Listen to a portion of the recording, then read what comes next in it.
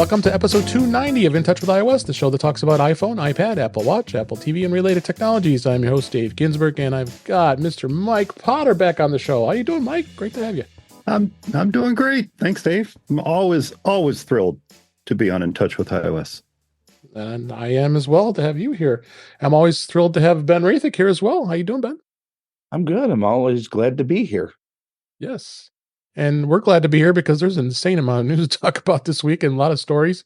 Jeff Gamet will probably be joining us a little bit later. He's a little running a little late, but we'll definitely hopefully he'll make it on. But you know what? Let's just jump right in because there's just a multitude of things to talk about. I'm going to go jump right into our topics as we always do.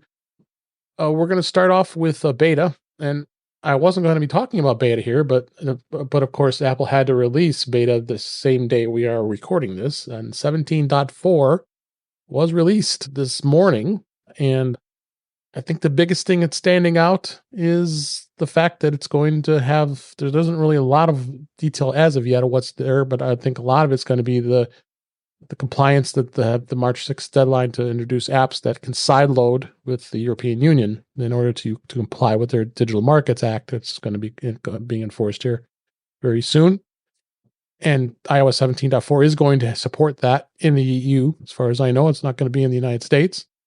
So this is definitely interesting. Did you get to install it yet, Ben? I haven't really noticed much of a difference yet.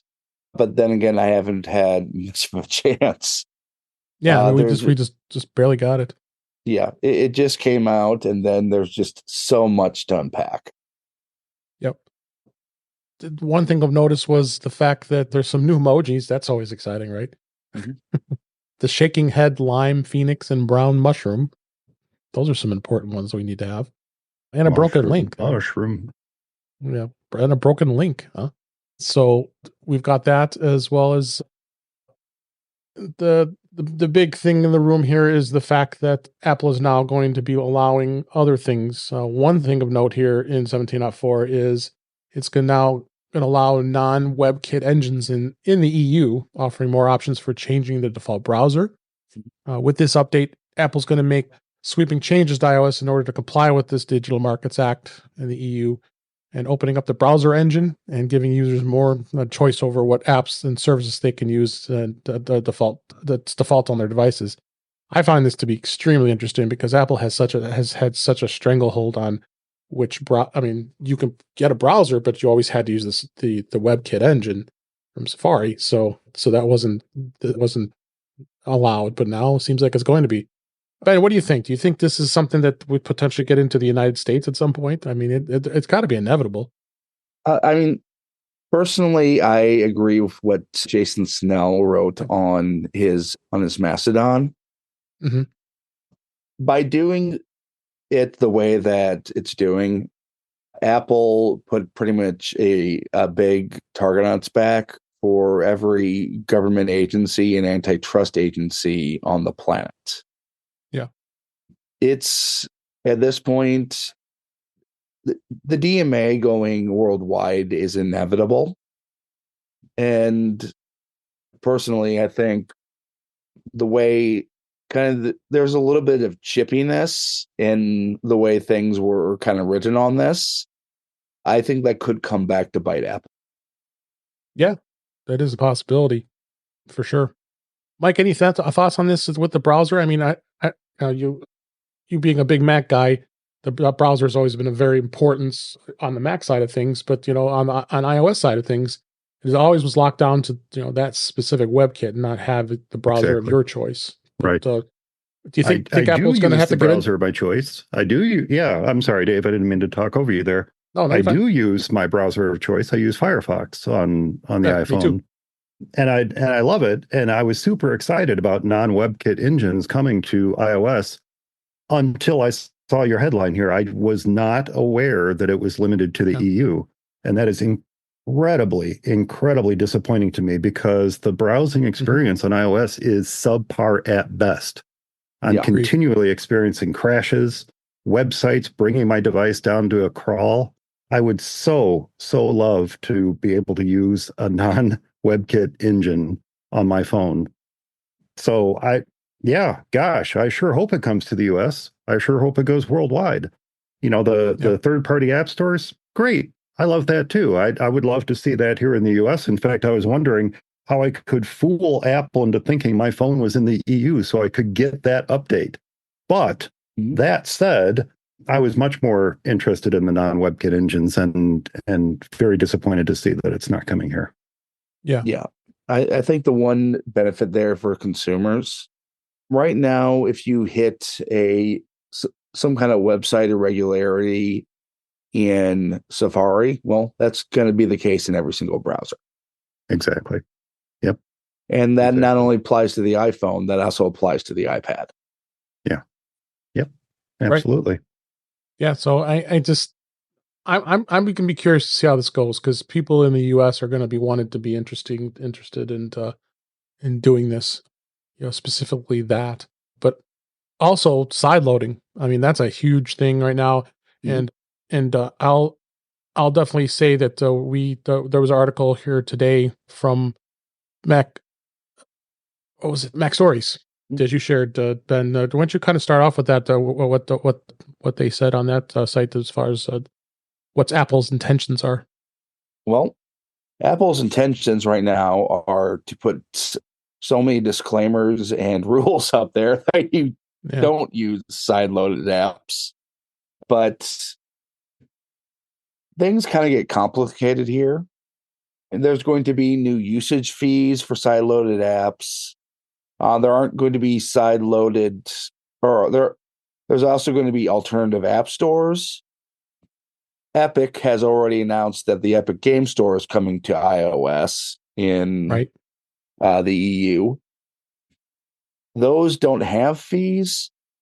It looks like, to absolutely nobody's surprise, they're going to end up using the same notarization process that's on the Mac.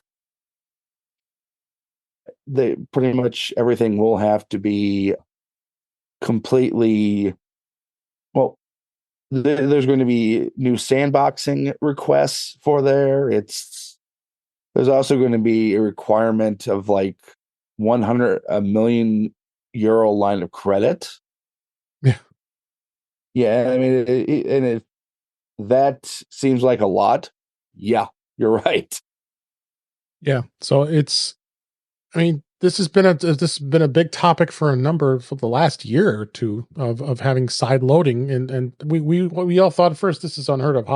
How could Apple be wanting to allowing this? But their hand is forced here, with this Digital Markets Act, that it had to be done. I mean, it's just something that they had to do, because if they want to stay doing business in the EU, I mean, it's something that they have to do. Yeah, they're also making it very clear why doing it. It's not by their choice.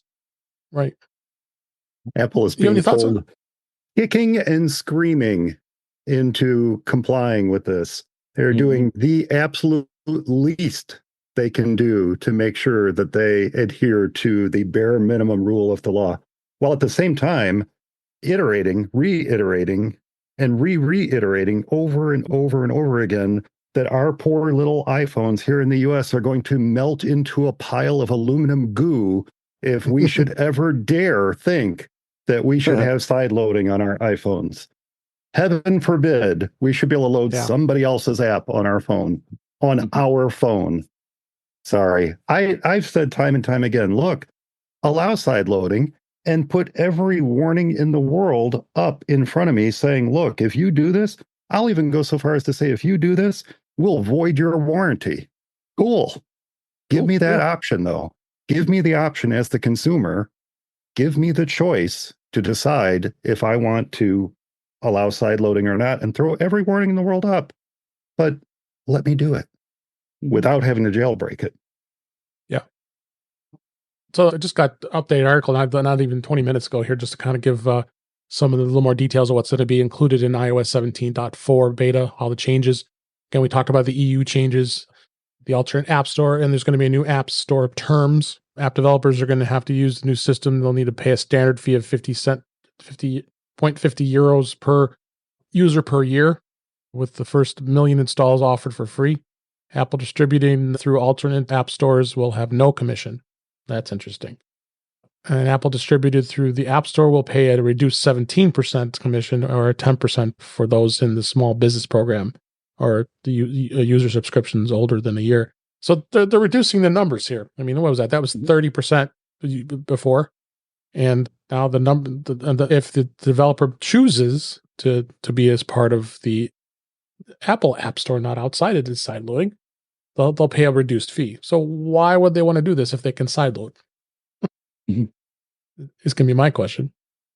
I don't know. Well, I mean, there are certain things that Apple offers within their own app store, like they check for the quality of the app, that type of thing.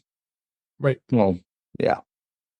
So it also makes it easier for people to find right off the bat. But I mean, if it basically comes down to the same thing you see on the Mac, there are certain apps where they're very specialized.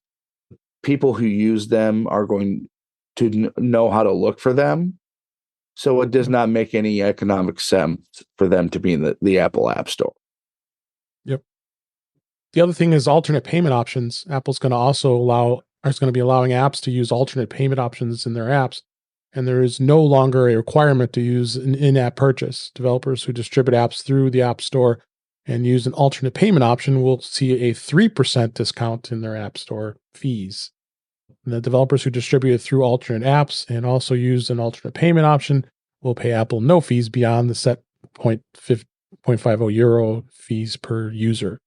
With the alternate payment options, payments for digital goods and services can be made directly in an app, or a developer can choose to link their website to have make the payment. So, and there's right there. You just talked about Fortnite's going to be coming back in the EU. They're happy and thrilled to death, but be able to do this now. Yep. Also, with the EU apps, payment apps will have direct access to the NFC chip. Right. That's what I was going to say too. NFC access. Third party payment apps and banks will now have access to the NFC chip on the iPhone on 17.4 and can offer contactless payments directly on the iPhone without using Apple Pay or the wallet app. So there's another big game changer for payments. Mm-hmm. I mean, this is just more and more stuff here. So what's going to say that the U.S. is going to start looking at? What I worry about is our government's going to get involved with this and start thinking, you're doing this in the EU. Why can't we do this here, right? Oh, I can guarantee that will happen. Yeah. So Apple has to anticipate that this is going to be something that's going to happen at some point. Yeah. The other thing that they're mentioning here is messaging with Siri. The automatic send messages setting under Siri and search has been renamed Messages with Siri. Oh, that's exciting. And there is an option to set Siri to read incoming messages in a specific language like Spanish, French, German, Chinese, and many more. The change does not update the primary language that Siri listens in and responds to, but is now limited to the message playback. Excuse me. The podcast and music made some changes. You got the Listen Now tabs in Apple Music, and and podcasts have been renamed to Home. And then we did talk about this, and we'll actually talk about this now. Ben, is podcast transcripts. The podcast app is now going to offer transcripts similar to how lyrics work in the Apple Music app. This is going to be interesting to see where that goes. That was something you had brought up on what you just found recently here. And what did you see in here? So that means In Touch with iOS is going to have this, and this is going to automatically do a transcript? Yeah. I saw it work on a podcast. It just he opened up a podcast, played it, and it just had all the transcript right there. The transcript was already there before it even started playing. Yeah, interesting. So it's scanning all the RSS feeds that in Apple Podcast. Yeah, not only that, but I think it's scanning the actual audio. Oh, the audio itself. Okay. Yeah. Wow, yeah. This is huge. Oh, as a podcaster, I got my email about that at 4:17 p.m. tonight to let me know that this is coming to my podcast. So, yeah, it's interesting. I didn't get that email yet, unless I didn't check my email here. I would think I got it. I've been doing this long enough. Updated terms and conditions for Apple Podcasts Connect. That was the email subject line. Okay. Yeah. I'll have to go look for that because it would only make sense. But yeah, listeners will be able to read along while your podcast plays or access a transcript from your episode page. Apple Podcast will start to automatically create and display transcripts for your shows, or you can provide your own. Learn more about our newest feature. There you go. This is a cool thing. That's all they told me about it. That's all they told. Yes. I gotta find my email features. Hey, Jeff. How's it going? Well, welcome to the show, Jeff Gamet. Appreciate you making it to the show. You just got to get your camera working there, but that's working on it. There you go. And good to have you, Jeff. How you doing? It's great to be here. I'm sorry I'm running so late. And let's see if I can improve my audio a little. Okay. Do I sound better now? Oh my God, much better. Considerably. Yeah. Yes. We were just talking about all the EU stuff and that's happening with the side loading.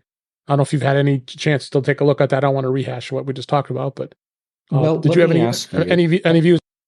Have you talked about how Apple came out with their very strong opinion about the whole thing? Oh yeah, we definitely talked about the snark. Yeah. Oh yeah. Okay, good. Wanted to make sure that got covered. What was your opinion on that? My opinion was Apple was making it very clear that they are unhappy with the whole situation, and they want to make it very clear that when stuff goes wrong for their customers, this isn't their fault. That it's all on the EU for intentionally making our iPhones less safe and not protecting consumers. Yep. So yeah, it's definitely going to be interesting to see a lot. And I mean, most of us listening here are in the U.S., so this really isn't affecting us. We're business as usual here. 17.4 with it being out here as we've been reviewing is just another update that they had to put through as a compliance. A couple other things that we're going to add here is Safari now has a URL/search bar in Safari. It's now wider than it was before, which I like. That is kind of cool because that is kind of a narrow bar in 17.4. And then we're going to talk about in 17.3, which we've been talking a lot about, is the stolen device protection. The section of the settings app, there's now is an option to require security delay always or only when away from familiar locations. So that's interesting. That's a new thing. We'll talk about that just a bit here. So there's probably going to be some more things that we haven't found just yet. And we'll definitely talk about them in the future here because, yeah, it just, like I said, literally was released today as we record this. Mm-hmm. So let's move on, and we'll talk about iOS 17.3. We've been talking so much about it here. It is finally here. The public has it. It's in your hands, and we're going to be reviewing a lot of some of these key features. I have to say, this is probably one of the more important upgrades you really need to run, honestly, because the big thing is the secure protection. I mean, it's just so important that you take a look at that, the stolen device protection. But let's just kind of talk a little bit about the patch itself. There is an actual big security patch that's involved here with 17.3, and it's covering all OSs, iOS, iPadOS, tvOS, and macOS, some wine country, as you call it, Jeff. Yes. 14.3. And it is a good idea to update this as soon as possible because it's got many software patches. The biggest thing is a bug fix in WebKit that could allow maliciously crafted content to lead to arbitrary code execution. It's on Apple's security page. So not only is this a big update in itself because it's a dot 3 update, people just go out, update this because it's so important because of just the security vulnerabilities alone when it comes to that. So definitely take a look at that and get it done. So really we've been talking about what's new in here, but let's just talk about the big thing that's going on here is the stolen device protection. early in the last month, there've been a lot of news stories we've talked about. I don't have to rehash them. Is the saying that social engineering was going on by people over looking over someone's shoulder, watching as they put their passcode in, and social engineering as it works. They get creative and steal the phone, and within a matter of minutes, they have their Apple ID reset and they have their bank accounts cleared out. That darn wife of mine. Yeah, always looking over my shoulder, reading my PIN codes as I'm putting them in. Mike, I really missed you. It's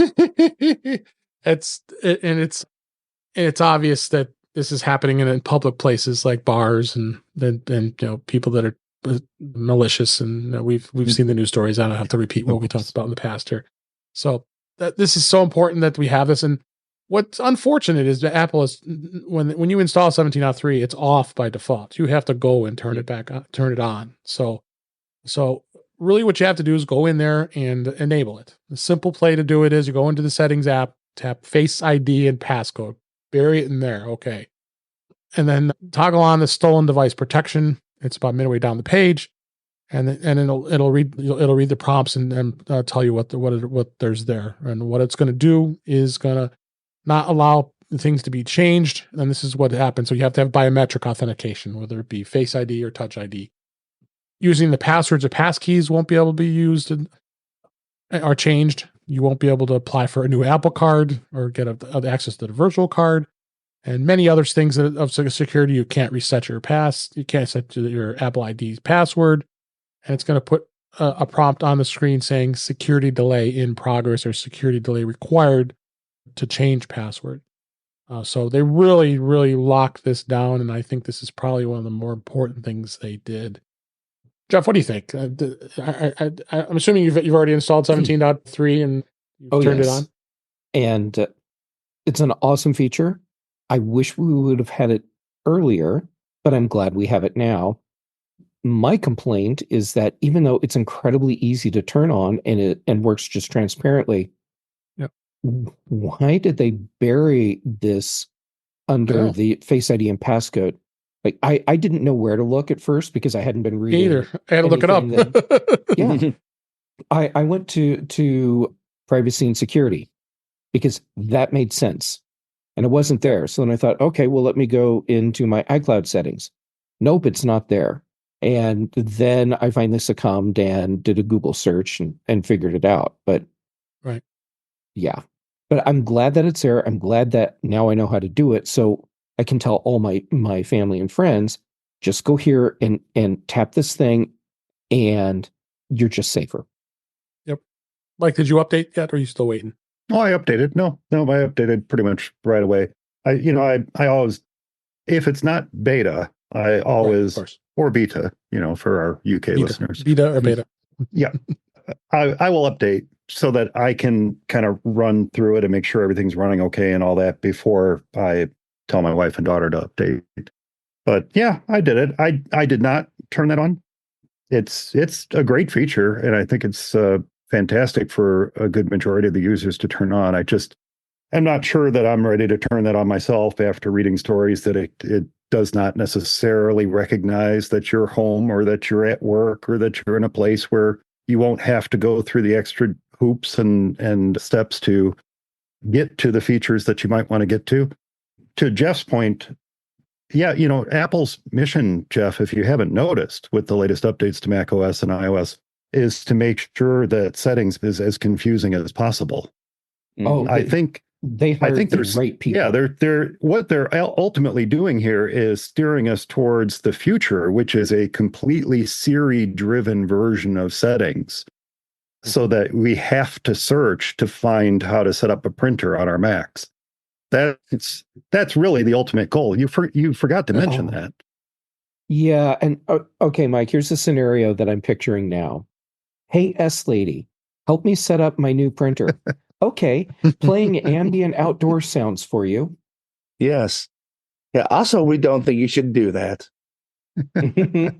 Yeah. I mean, it'll just turn into hell. I can't do that, Dave. I have to search for stuff in settings on my Mac more than I should. How long have I been a Mac user? How long have I known exactly where stuff is in system preferences? And now every time I want to find something, I find myself needing to search. And they're, they're mimicking what was already out there on iOS, and it is just as confusing in iOS. It's system settings and then go to view. Obvious. That's where I go. As it should be. Yes, it should be in privacy and security. Absolutely. I agree with you 100% there. Yeah. No, I've not turned it on. I'm sorry, Dave. That's the short answer to your question. That's okay. It's open to anybody. You get a choice. I want to shout out to some folks that are in the chat tonight while we're recording this live at youtube.com/intouchwithios. We have Webb and Cletus in the chat as well as Brett. Brett had a good chat here. He said, any idea why the stolen device protection feature wasn't rolled out to the iPads? Excellent question. That's a totally legit question.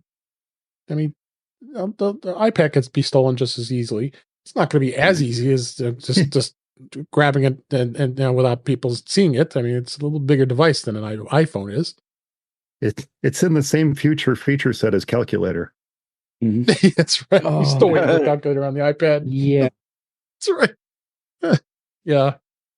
So that's a good question, Brett. I don't think we have the answer though, because I'm not sure what Apple's thinking. I'm pretty sure the answer is because. So there. Yeah. Nah. So this is definitely an important thing, and folks, go ahead, do it if you can, and protect yourself. I mean, it's just so important. So a couple other things that were added in 17.3, the collaborative Apple Music playlists have now been added. That's now, with that feature, you can take advantage of any of your existing playlists to create a new one and invite others to join and add songs and then listen to your playlist. You can invite friends, family members, and others and share your musical preferences. And there doesn't appear to be a limit of how many people can contribute too. So that's kind of cool. I'm looking forward to playing with that. They have collaborative playlist emoji reactions. They added emojis now to playlists. Oh boy. This we need to see more emojis in another place besides messages, right? And AirPlay 2 in hotels, we've been talking about this. It's going to be supported. It's going to be a long time before I think any of these hotels are going to be anywhere near ready to use this feature. Yeah. Yeah, it's going to be kind of like car key and wireless CarPlay. Yeah. It might be an OS cycle or two before anybody's actually using it. Yep. Great feature, though. Oh, yeah.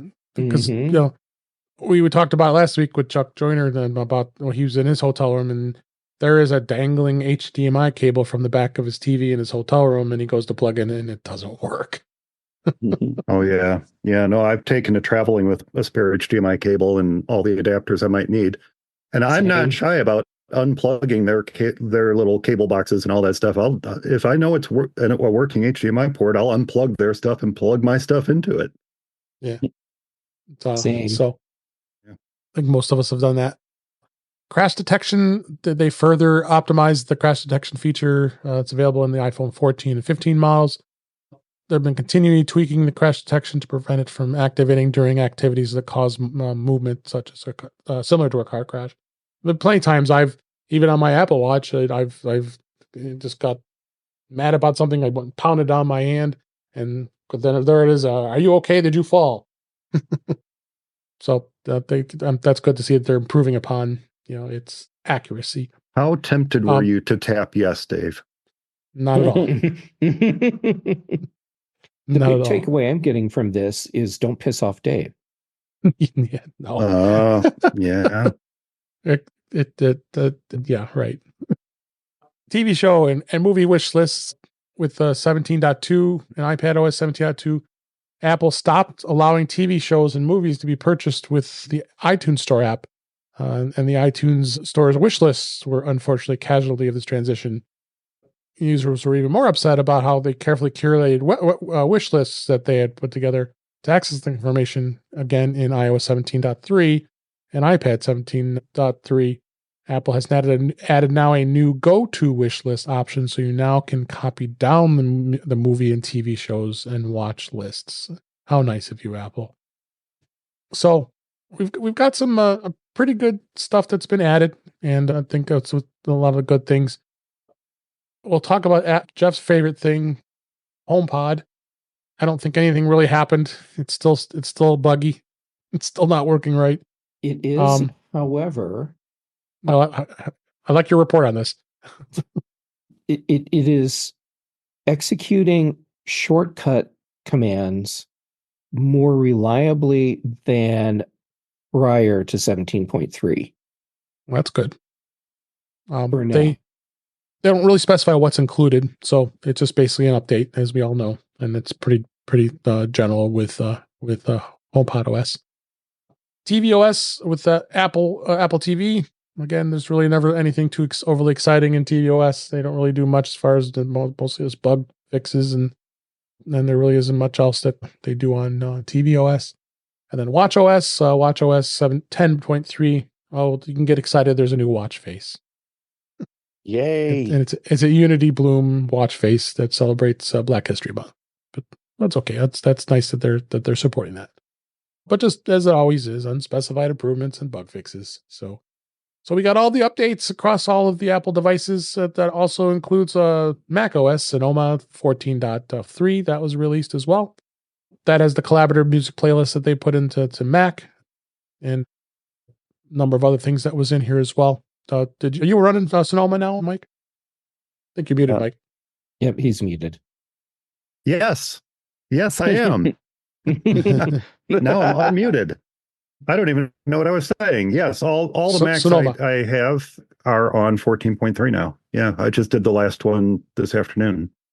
Yeah, there was a pretty critical vulnerability. Most companies running Macs are pushing to get that installed right away, because there is a vulnerability in anything below 14.3.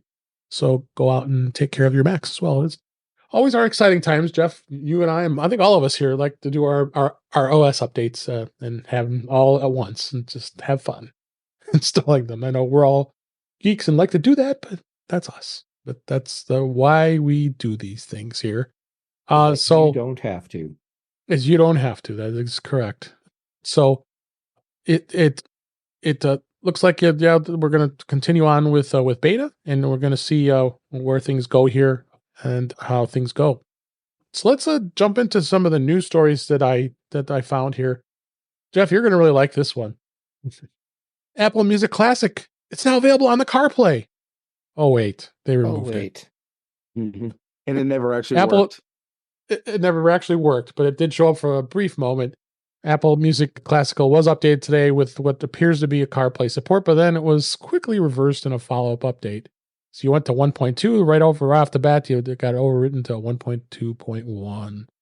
Still haven't released anything on the Mac yet on the Classical, nor is it on CarPlay, which makes absolutely no sense. For those of you who like classical music, why the heck is Apple not letting this be on your CarPlay? Or on your Mac. It does seem to indicate it's coming soon, though. Mm-hmm. Yeah. Oh, Mike, bless your heart. I think someone was screwed up. That's all it is. They shouldn't have released this. That's what happened. So they teased us. So we talked about the wish lists and everything on there. And this was an interesting rumor. I generally don't cover too many rumors, but I thought that this was a fun thing to talk about since we're way overdue for a new iPad. Apple does plan to release a new iPad Air, iPad Pro, and a MacBook Air models in the spring of this year. This was according to Bloomberg's Mark Gurman, which is a very good source. Based on this time frame, the devices could be released as early as this March or April coming up as we record. And after the devices are released, he said an intentional shift to Apple's annual developers conference in WWDC, like we always know. So they talked about some of the sizing here. The iPad Air is expected to be at a 10.9 inch and a 12.9 inch screen size. That's new. That happens. That would be pretty awesome. Then the iPad Pro is going to go from an 11 inch, but I'll expand it to 1.1 inch to 13 inch. And they're going to do OLED technology, they say. LCD panels, much higher contrast ratio, lower power consumption. So we're way overdue on this stuff. Now, the MacBook Air, on the other hand, it says they plan to release multiple MacBook Airs, which will be the M3 chip. in the spring. So sounds like the next 13 and 15-inch models will probably be released simultaneously this year, whereas they were separately last year. So that's kind of exciting if that's is to be true. And I would kind of trust Mark Gurman and what he says. But what do you think, Jeff? Well, when Mark says it, then that's as close to an Apple official announcement as you can get without having the official announcement. Yeah. So yeah, looks like new iPads this spring and M3 MacBook Airs shortly after. And I am looking forward to seeing a new iPad Pro because it feels like it's been way too long. Yeah, I agree. Mike, have you use iPad? Do you have a newer iPad, or you haven't bought one in a while? Oh, no, I haven't bought one in quite some time, Dave. It's been a long time since I've purchased an iPad. Mine is actually an iPad Pro 10.5 inch. So that gives you a little clue how long it's been. I think it was, 2017, 2018, something like that, when I bought that one. Yeah, new MacBook Air models. I mean, what would be the most exciting thing they can do there other than the M3? Maybe a 14-inch? Something like that. That might be okay, but then they have the 15-inch, and the 15-inch is a pretty darn cool machine. I helped a client set one up this week. Amazingly beautiful. They migrated from a 15-inch MacBook Pro to a 15-inch MacBook Air. And beautiful, beautiful machine. The biggest downfall to it, and maybe this would be the most exciting thing, would be to add another USB-C port on it. That would be wonderful. Two is not quite enough. Two is not quite enough. But yeah, it's an amazingly gorgeous machine. And I don't, look, so they're going to an M3. Cool, faster. Otherwise, it's the same gorgeous machine it was. And if you have an M1 or you have an M2, I don't think you need to upgrade when they do come out. Yeah, If you're still rocking an Intel MacBook Pro, though, like my client was, yeah, this was a fantastic upgrade for her. Absolutely fantastic. You got to do it. How would you, Ben? What do you think? Well, first, they did find some code in the 17.4 beta that points to a new Apple Pencil with Find My. And hallelujah. Yeah, and to nobody's surprise, after the 10 or the generation 10 standard iPad, the new iPads will have portrait mode Face ID. Will I be getting one? Yeah, I will be getting one of the new 12.9-inch ones. Portrait mode Face ID. Please. Yeah, I mean, I might be getting an Air, but I think that 12.9-inch Air is going to be a huge seller. Next story, Apple received 13 Academy Award nominations for Killers of the Flower Moon and Napoleon. Apple scored 13 nominations for both those movies, and doubling the record of the Academy Award nominations in a single year. Martin Scorsese directed The Killers of the Flower Moon. I have not seen that. I don't know if any of you have. I have not. And it's nominated for Best Picture, Best Director, Best Actress in a Leading Role, and Best Supporting Actor, Robert De Niro. So there's a number of that as well. Napoleon, on his hand, what is that, about 3.5-hour movie? It's a long movie. It's directed by Ridley Scott. It had Joaquin Phoenix in theirs. They got a number of other awards as well. So it's kind of cool to see Apple's winning some more awards for their TV Plus products. So what do you think, Jeff? This totally validates what I was saying when Apple first started really getting into creating content. So post carpool karaoke. Yeah. So what Apple did was they started hiring the people to run the whole thing, like the best people to possibly do this. And while other people were saying, yeah, but look what they've already done, Apple can't do this. And I'm like, no, just watch. They're bringing in the big guns for this, and it's going to pay off. And here we are seeing Apple series and movies getting award nominations and winning major awards on a regular basis now. Yep. How about you, Ben? Yeah, I mean, Apple is absolutely killing it when it comes to the content. They're basically who Netflix was like 10 years ago.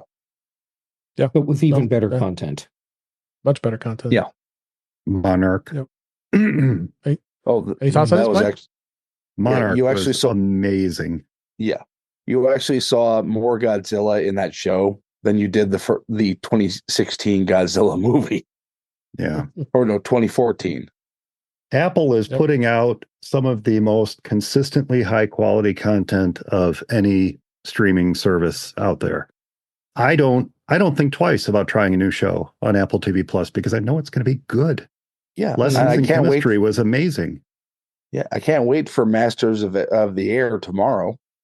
Which is why it absolutely crushes me that Schmigadoon was canceled. Schmigadoon was a wonderful comedy. Absolutely wonderful comedy. And I was so looking forward to where they were going to take it in season 3. And episodes have been written, songs have been penned, and they canceled it.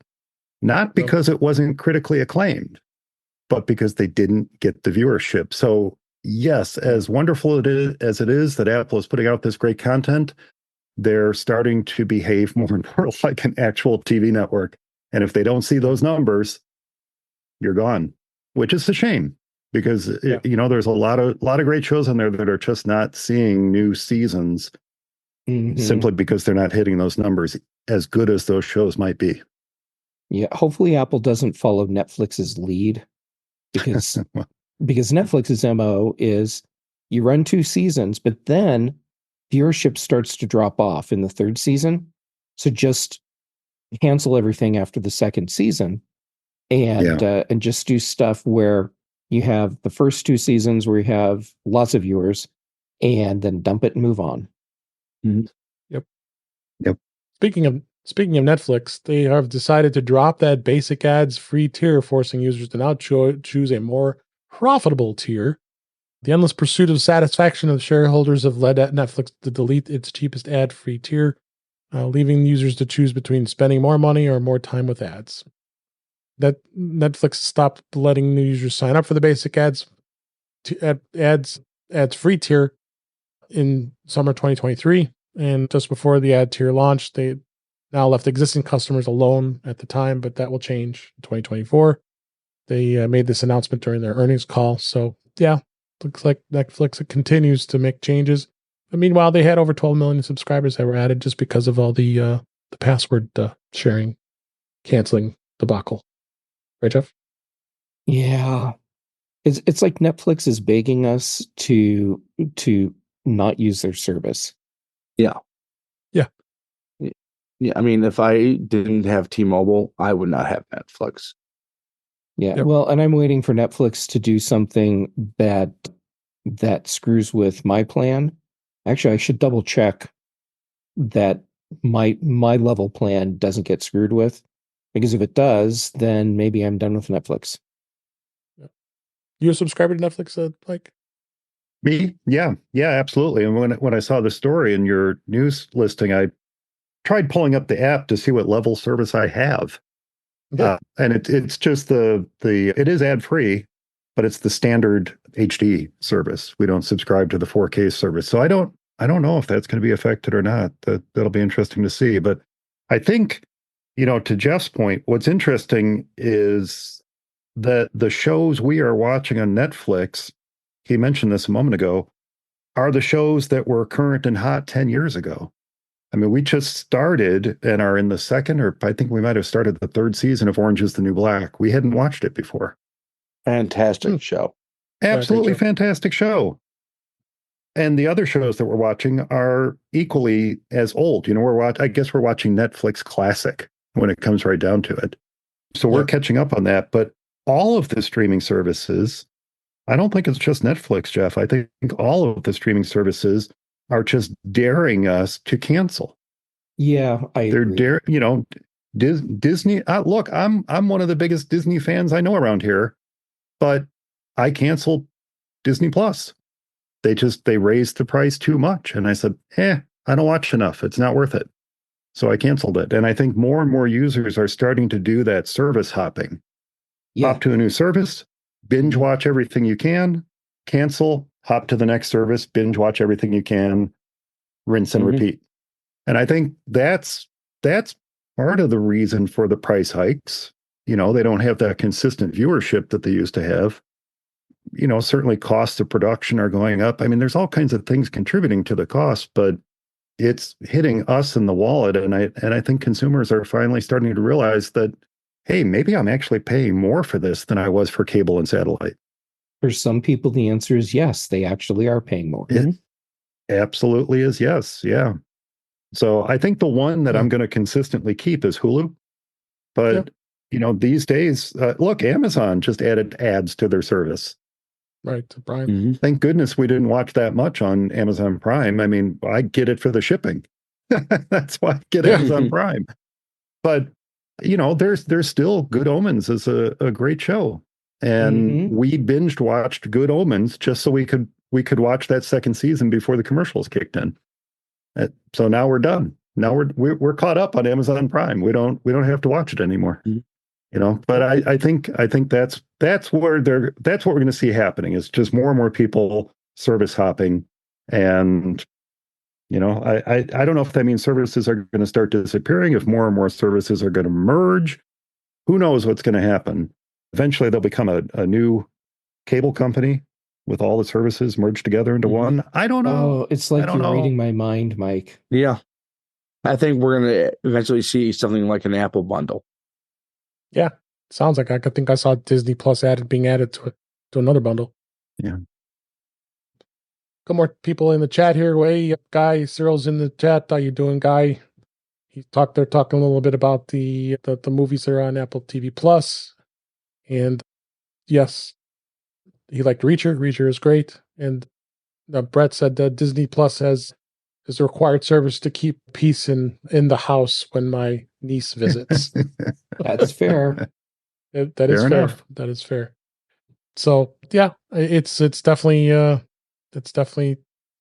I'm telling you, cord cutting and streaming services is just it's a interesting thing to follow. It really is. It's just fascinating. It really is to see what the changes daily. I'm following cord cutters news, so I know Ben follows it closely like I do, and I think probably you too, Jeff. But it's just fascinating. Every day something's changing. And something's getting cut, something's being removed. Yeah. What was the final straw in Disney Plus for us was that I was signed up for Disney Plus and for Hulu with 2 different email accounts. And if I were a Disney Plus subscriber, I can add Hulu under their Duo plan.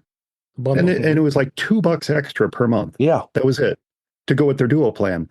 But as a Hulu subscriber, which is the service where I don't want to lose my watch history and I don't want to lose the shows I've saved, I can't sign up for the Duo plan. You can't go from Hulu to the Duo plan. You can only go from Disney Plus to the Duo plan. And I said, you know what? It's too much work. It's too much work. We watched Mandalorian. We watched, all the shows we wanted to see. Andor was great, but we're caught up. So I just let it go. And then at some point during 2024, Hulu and Disney Plus are going to be one service. Now that they bought out Comcast, they're going to be one service, and they're going to make it a lot easier to sign up for all in one. So I'll just wait for that. So you think?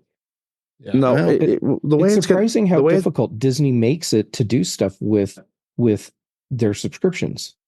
Those who are on the bundle plans are already getting offered the merged app. Yeah, okay. I have it. Oh, you do have it. Yeah. Okay, so so Ben knows. Yeah, it's going to work pretty much how like Showtime works within Paramount Plus, right? Where it's an additional premium service, or or MGM Plus within Amazon. Yeah. I would keep Disney Plus if I could sign up for the Duo plan through Hulu. Mm-hmm. Yep. But as of last time I checked, a week ago or so, I can't do it yet. So I had to, when I merged my accounts, I had to create like a new Hulu. You're right, exactly. Which what he doesn't want to do because of his playlists. I don't want to lose my shows. I don't want to lose my programs. That's fair. Very fair. Oh, Mike, your mug is completely appropriate for you tonight. Your mute is on because you were earlier. A couple more stories before we wrap up. X, formerly known as Twitter, our favorite platform, is now supporting passkeys as a login option for iOS users in the United States. They confirmed. Of course, passkeys are both easier to use and more secure than passwords because they let the user sign in with apps and sites the same way that they unlock their devices with Face ID or Touch ID or device passcode. Passkeys are also resistant to online attacks like phishing and making them more secure. I'd like to see more service like this to start implementing passkeys and offering it as an option, right? Don't you think, Jeff? Yes, it's a slow process, and some of the services that should offer it today will be the slowest to implement passkey support, like our banks. But right. Every time a new service says, hey, we've added passkey support, instead of bagging on the whole thing and saying, well, that took long enough. Good for them. Now let's get more companies on board. Absolutely. What do you think, Ben? It hasn't rolled out to me yet, but the more sites with passkey support, the better. Have you used any passkeys on your accounts, Mike? No, I haven't actually. And I there's a couple I really should, but Jeff's right. It's some of the accounts that are the most important that are going to be the slowest to roll it out. So, yeah, I'm sorry. I was thinking, okay, so X add support for passkeys. I don't really care about X all that much. And then my mind went to, for goodness sakes, all you journalists, all your podcasters, everyone out there who refers to X as a service, please stop saying formerly known as Twitter.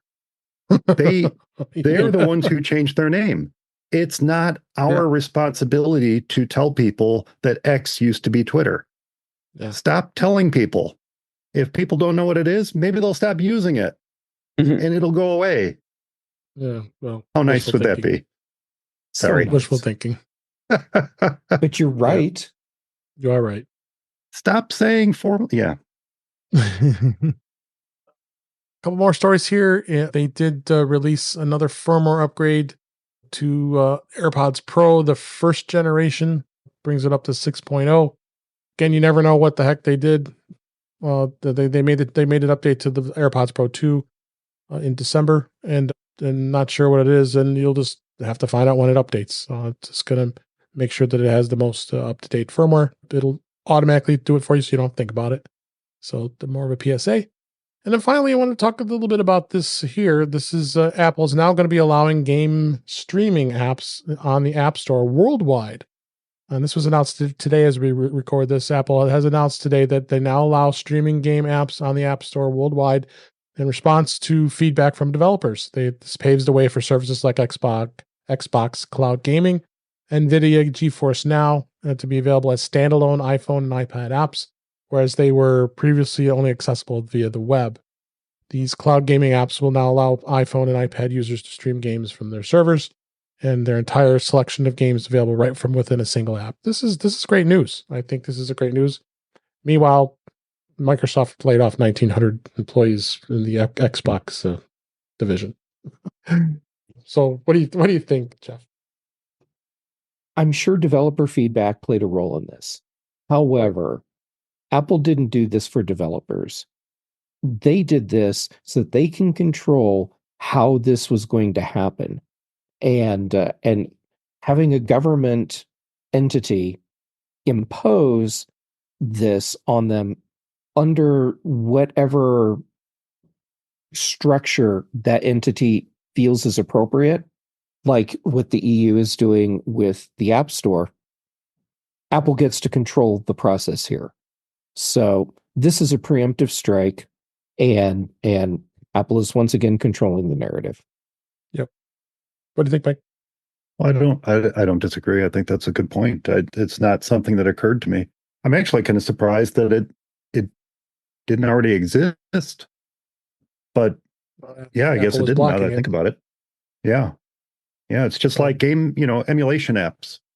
One of my listeners sent me an email today and said, gosh darn it, wouldn't it be great if Apple finally allowed these emulation apps to let you load programs, let you load code, and that's the big problem behind it. You're loading unknown code into it. Let you load code, even if it's sandboxed. Let you load it in so that we could run some great classic computer emulators on our iPads and on our iPhones. Instead, we're stuck with what the developer feels we may want to run, but we don't have the choice to load in stuff that we may have and want to run separately because it's code. So I don't know, kind of surprised. So this would, absolutely open things up to like Amazon, what do they call it? Prime Gaming, where they have the streaming service.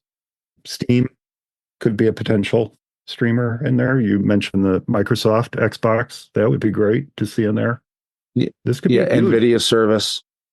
The whole political part of it aside, this could be huge for the platform as the one place to turn to get all these different streaming services.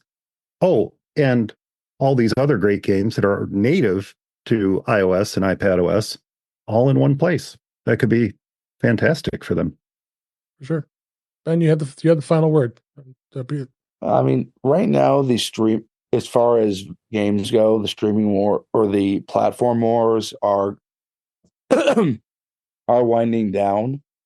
So these game streaming services are going to become more and more important. What does this do? Well, not only can you play the latest games on your Mac, iPhone, or iPad, you could potentially get those on your Apple TV. Yeah. So the only thing I can say, Apple, why didn't you do this sooner? Absolutely.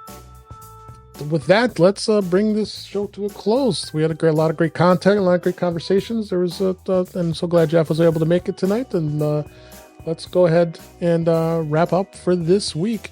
And that's a wrap for this week. Please send your comments, questions, and suggestions to our email address, which is feedback@intouchwithios.com. You can follow us on Mastodon at intouchwithios, at techhangout.social. Support the show by buying me a coffee at intouchwithios.com/coffee. Would really appreciate it. You can become a patron of the show by going to patreon.com/intouchwithios. We have 2 tiers available to support the show. We would really appreciate it.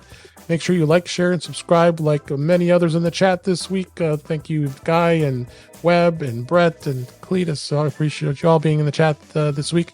That's our live stream, which is usually on Thursday nights at 8 p.m. Eastern, 5 p.m. Pacific on our YouTube channel, which is youtube.com/intouchwithios, where you can watch the current and past live streams as well as listen to past shows.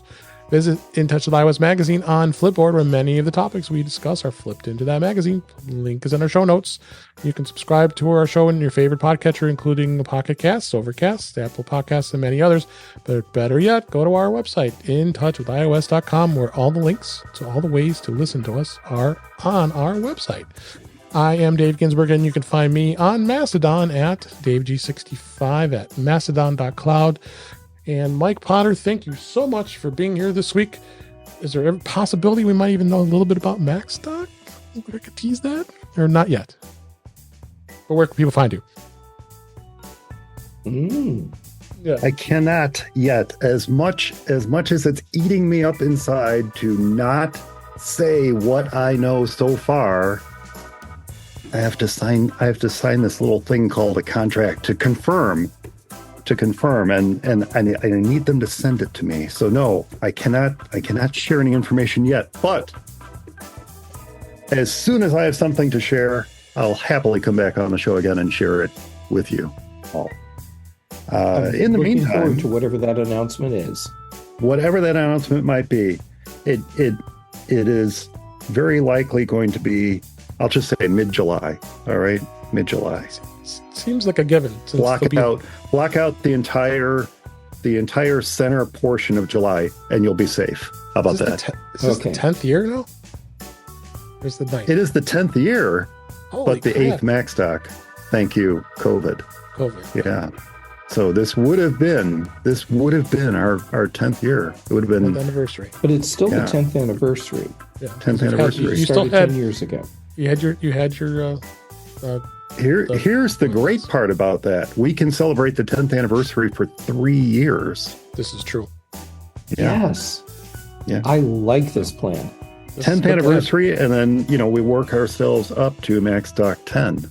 So there you go. Well, where can people find you? In the meantime, you can find me at formacisonly.com or on YouTube, youtube.com/FMEOTV, or you can, of course, go to macs.conferenceandexpo.com and sign up for our newsletter, and you too can find out as soon as I am able to share news about MacStock 8.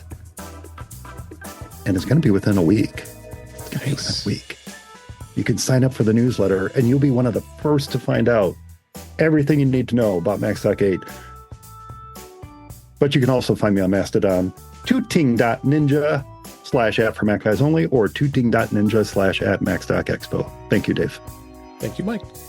And Ben Roethig, thank you for being here. And we appreciate it as always, and your insights. Where can people find you? Well, Dave, you can find me at Ben Roethig on social media. You can also find me on my website, roethig.tech. On Tuesday nights, you can find me on Mac Voices Live with Mr. Chuck Joyner. And Thursday and Friday, you can find me on the Big End Mac shows on the British Tech Network. Thank you so much. Last but certainly not least, Jeff Gamet, I'm so glad you were able to make it. Where can people find you?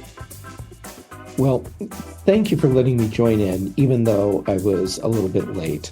Always welcome. It's always a treat to get to hang out with you and Ben and Mike. And okay, so where can you find me? Social media, I'm Jay Gamet, and I'm active. Well, that's my handle everywhere. Active right now on Mastodon, Instagram, and Threads. Then for podcasts, Tuesdays, Chuck Joyner's Mac Voices Live. Then here Thursdays with you, Dave. So thank you for that. In Touch with iOS. Then on the British Tech Network, Thursdays for the Mac Show, Fridays for the Big Show. Brian Chaffin and I are doing the Context Machine.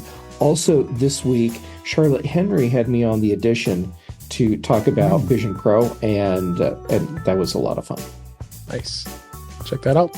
And it is the Big Show is on Thursday, and the Mac Show is on Friday. Did I do it backwards again? Not that I'm trying to correct you. I should just change the shows. Yeah, we should. And yeah, anyway. I mean, who would stop me? No, that's true. Well, thanks for being. Yeah, you would. Thanks for being here. I appreciate it. And thank you for listening. We really appreciate it, and we enjoyed doing the show. And I'm glad you're listening. And until next time, we'll talk again soon.